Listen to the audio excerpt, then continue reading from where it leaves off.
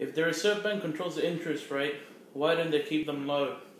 This is a question I was once asked by a person who was wondering why the Reserve Bank does not lower the interest rates immediately when they're high, and why do they make them high in the first place?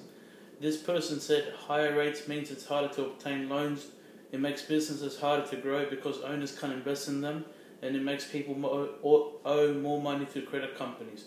So why?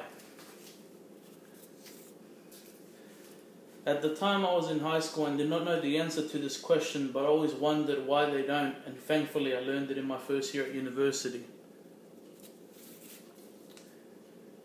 Well, the general public tends to like it more when the interest rates are down.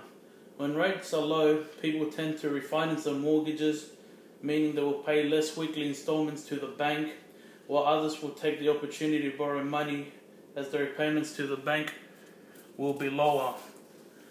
Overall, this causes a rise in the amount of average disposable weekly income of the country.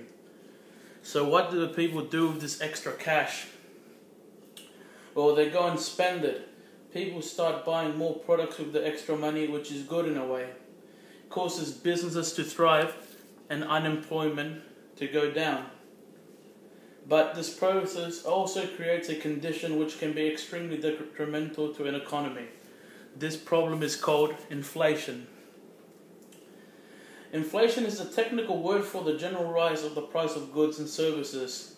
And a small amount isn't that bad. Matter of fact, it's better than deflation. So what happens if inflation is not monitored? We will use an example to explain the results of this problem. At its most basic level, inflation works like this. Imagine a car dealership sells a car for $20,000 and it keeps getting sold because a large number of people have enough money to buy it.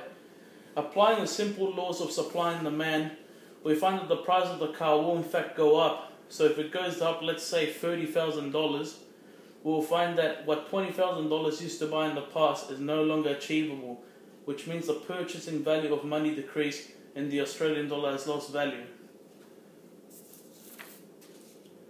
At this point, the Reserve Bank will step up and raise interest rates. This will cause the public to stop borrowing and others to refinance their mortgages, meaning there will be less disposable income, causing less purchases by the general public, which will bring the inflation back down.